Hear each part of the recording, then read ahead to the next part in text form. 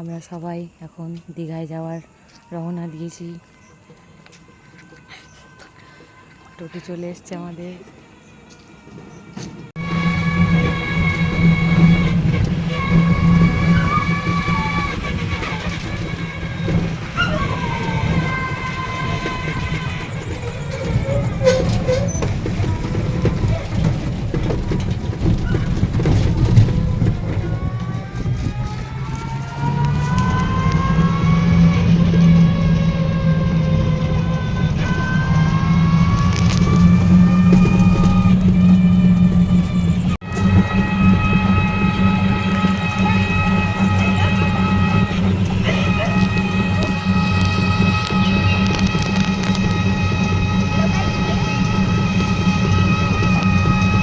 হঠাৎ করেই প্ল্যানিংটা করে ফেললাম আমরা যে আজকেই যাব দীঘায়, তাই হঠাৎ করেই বেরিয়ে পড়লাম।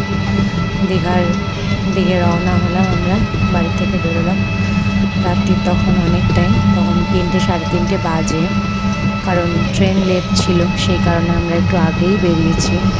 যেহেতু ট্রেনের একটা প্রবলেম চলছে সেটা সবাই জানে, সেই জন্য আমরা একটু আগে আগেই বেরোলাম, রাস্তায় দেরি হতেই পারে সেই জন্য। দেখি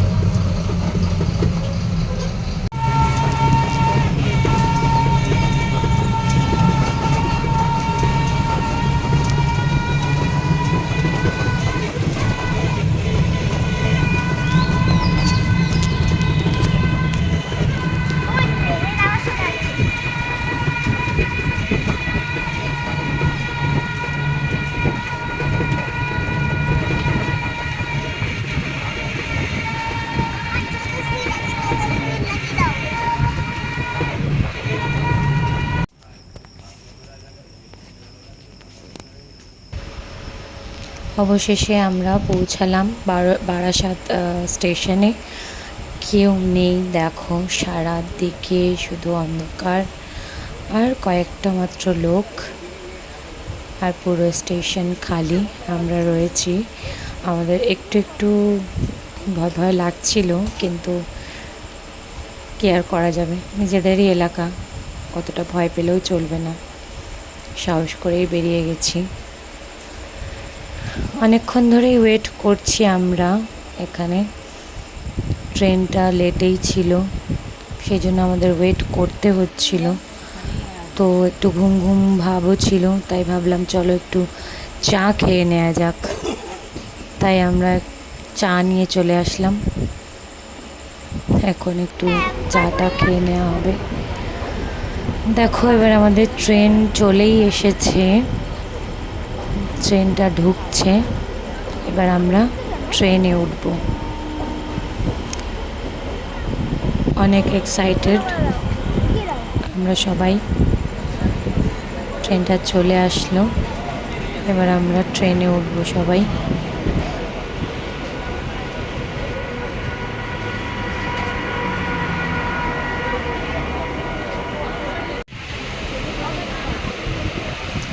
ট্রেনে উঠে পড়েছি আমরা, চারিদিকে উঠেই দেখছি ফুল আর ফুল। সকাল বেলায় এত সুন্দর ফুলের গন্ধ চারিদিকে, আমার তো খুবই ভালো লাগছিল, মানে খুবই ভালো লাগছিল।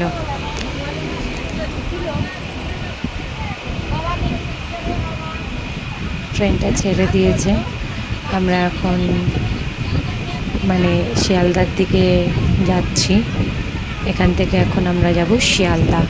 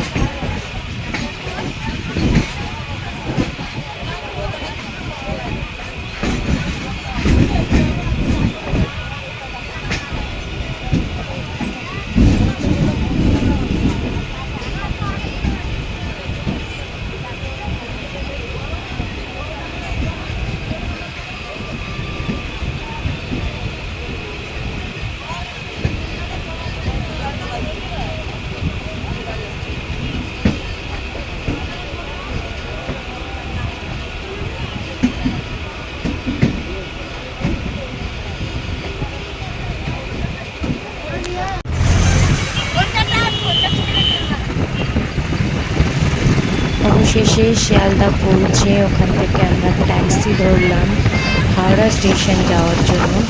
এখন দেখো হাওড়া ব্রিজের ওপর থেকে আমরা যাচ্ছি। তো হাওড়া ব্রিজ আমি অনেকদিন পরই এখান থেকে আবার যাচ্ছি। আমি বহু বছর আগে এখান থেকে গেছি, আর অনেক বছর পরেই আবার ওই রাস্তাটা থেকেই আবার যাচ্ছি। তো আমার খুব ভালো লাগলো, আবার কাছ থেকে অনেকদিন পর দেখতে পারলাম। তো হাওড়া স্টেশন চলে আসলাম, এখান থেকে টিকিট কাটা হলো। টিকিট কাটার পর আমি আবার ট্রেন ধরার উদ্দেশ্যে সবাই এগিয়ে চলেছি। ট্রেনটাও আমাদের অ্যানাউন্সমেন্ট হয়ে গেছে, এখনই আমাদের ট্রেনটাও ঢুকে যাবে।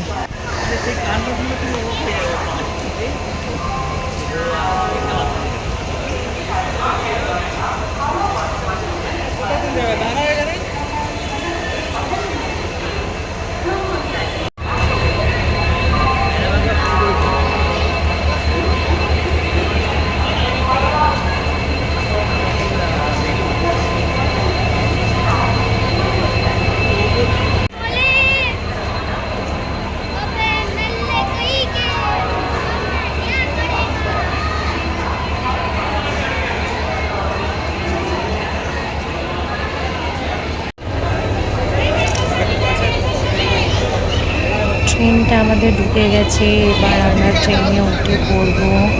প্রচণ্ড পরিমাণে গরম, তার মধ্যে এত পরিমাণে ভিড় যেটা বলে বোঝাতেই পারবো না তোমাদেরকে। প্রচণ্ড ভিড়, তার মধ্যে গরম, কিন্তু আমাদের উঠতেই হবে, কিছু করার নেই। তো উঠে পড়লাম ট্রেনে। অবশেষে 3-4 ঘন্টা পর আমরা দীঘায় পৌঁছলাম। মিডিলের ভিডিওটা আমি নিতে পারিনি, কারণ আমি গেটের কাছে বসে যাচ্ছিলাম, তো ফোনটা বার করতে ভয় লাগছিল, যদি হাত থেকে ফোনটা পড়ে যায় তো ভিডিওটা বানাতে পারবো না। তাই জন্য আমি আর মাঝখানের জার্নিটা তুলতে পারিনি। তো সেই জন্য যখন আমরা দীঘা স্টেশনে ঢুকছি তখনই আমি ভিডিওটা স্টার্ট করলাম। আমরা দীঘা স্টেশনে ঢুকছি এখন।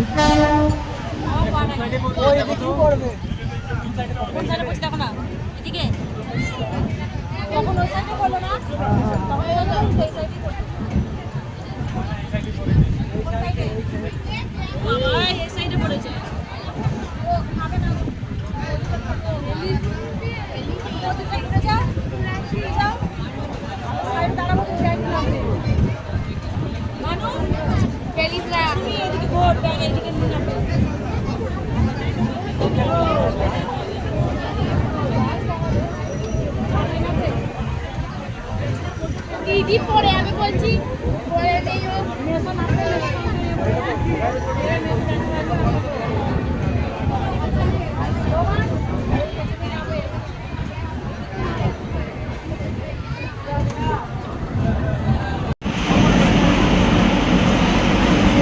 ফাইনালি দীঘা স্টেশন পৌঁছে গেলাম আমরা।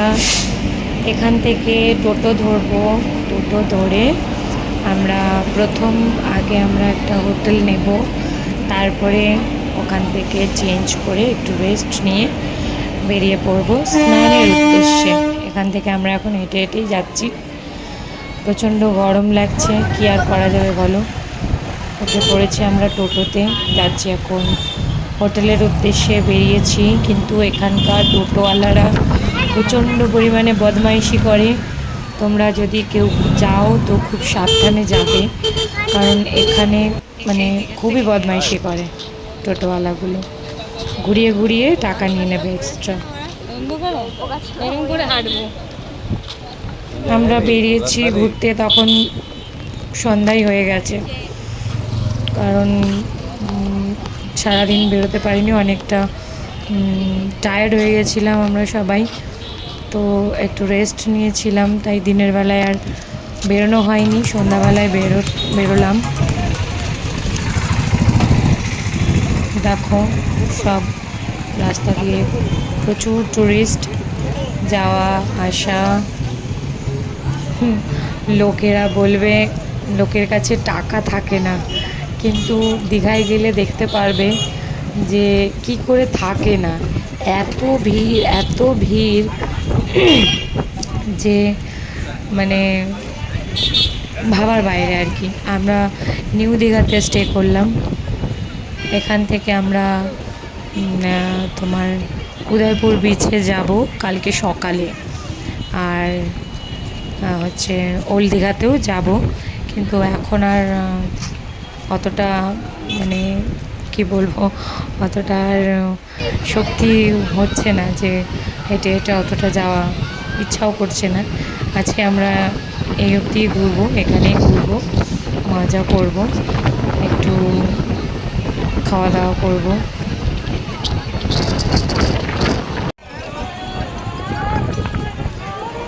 এবার আমরা চলে এসেছি নিউ দীঘাতে, একটা মানে বিচের সাইডে মার্কেটের ভেতরে এসেছি, কারণ আমাদের একটু অক্টোপাস খাওয়ার খুব ইচ্ছে, একটু ট্রাই করব। কখনো ট্রাই করিনি, জানিও না কেমন লাগবে খেতে। তো একটা দোকানে পেলাম, এই যে দেখো, বাবারই একটা ছোট অক্টোপাস 150 টাকা দাম নিল। তো আমরা একটা ছোট দেখে অক্টোপাস বেছে নিলাম, নেওয়ার পরে বললাম বানিয়ে দিতে। দেখো কীরকম বানিয়েছে, আমি ওটাকে একটু ট্রাই করলাম। কখনো খাইনি, একটু ঘেন্না ঘেন্না লাগছিল, কিন্তু ট্রাই তো করতেই হবে। তো দেখলাম, তারপরে পছন্দ হয়নি, তাই জন্য আমি আবার চিংড়ি মাছ ভাজা নিলাম আর কাঁকড়া নিলাম। তো অক্টোপাসটা আমার অত একটা পছন্দ হয়নি, কিন্তু এই চিংড়ি মাছ আর কাঁকড়াটা আমার পছন্দ হয়েছে, তাই জন্য আমি একটু খেয়েই নিলাম। তারপর আবার বেরিয়ে পড়লাম ওখান থেকে। বিচের সাইড দিয়ে একটু হাঁটাহাঁটি করব, ঘোরাফেরা করব, কে কেমন সেজেছে, কে কেমন হাঁটাচলা হচ্ছে, এগুলো একটু দেখব। দেখার পর দেখি যদি কিছু পছন্দ হয় কেনাকাটার জন্য। অ্যাকচুয়ালি আমার কিছুই পছন্দ হয়নি তেমন, তাই আমি আর কেনাকাটাটার দিকে ধ্যান দিইনি।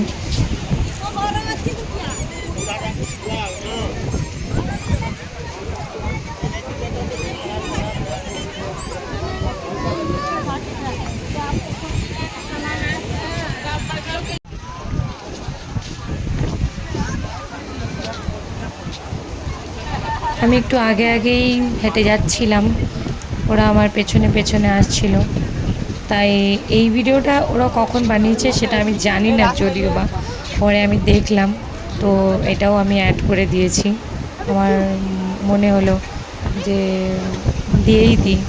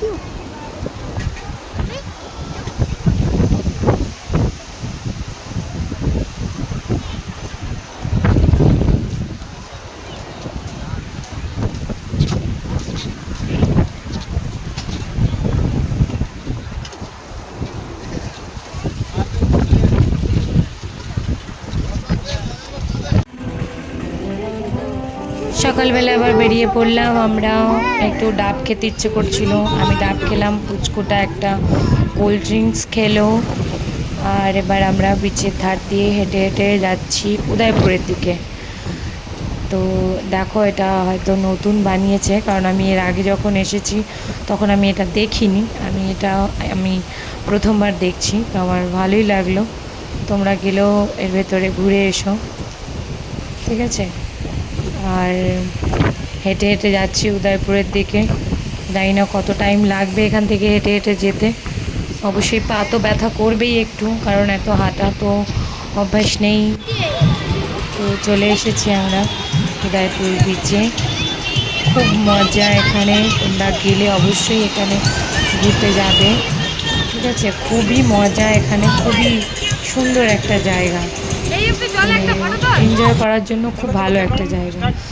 ওখান থেকে আমরা ঘুরে যখন পরে আবার বিচের সাইড দিয়ে হাঁটছিলাম, তো দেখলাম একটা সাপ। এইরকম মানে সাপ তো আমরা সচরাচর দেখতে পাই না, সেই জন্য আমি মনে করলাম এটাও তোমাদের সাথে শেয়ার করি। ভয় লাগছিল তো, ক্যামেরাটা কাঁপছিল, তাই জন্য ভালো করে তুলতে পারিনি।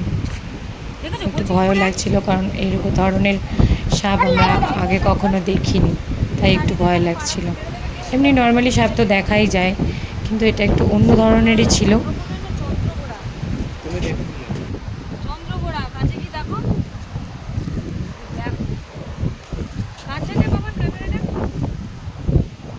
জুম করছি।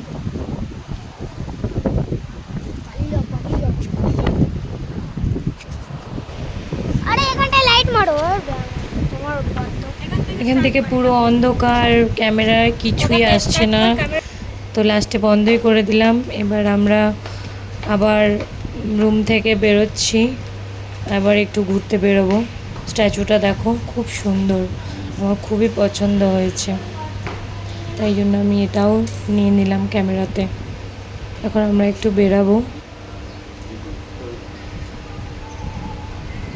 তো আমাদের মানে চেক আউট টাইম এটা, আমরা বাড়ির দিকে বেরাবো এবারে। হয়ে গেছে আমাদের ঘোরাফেরা কমপ্লিট। তো তোমরা যদি কখনো আসো, এই হোটেলটা অনেক সুন্দর, সার্ভিস আছে অনেক ভালো, মানে ব্যবহার সব দিক থেকে পারফেক্ট আছে, আর বাজেটও কম আছে, যথেষ্ট কম আছে। আমরা অনেকগুলো হোটেল ঘুরেছি, কিন্তু এটা আমার সত্যিই খুব পছন্দ হয়েছে। কম বাজেটের মধ্যে এত সুন্দরভাবে সার্ভিস দিয়েছে, আমাদের খুবই পছন্দ হয়েছে। তো দেখে নাও, হোটেল ব্লু ওয়্যার, খুবই ভালো লাগবে তোমাদের। গেলে তোমরা এখান থেকে এখানে থাকতে পারো, কম বাজেটের মধ্যে অনেক সুন্দর রুম, অনেক সুন্দর সার্ভিস, তোমার পয়সাটা জলে যাবে না। তো চলো, সবাইকে অনেক অনেক ধন্যবাদ আমার ভিডিওটাকে দেখার জন্য। ভালো লাগলে অবশ্যই শেয়ার করো, কমেন্ট করো, আর সাবস্ক্রাইব তো অবশ্যই করো।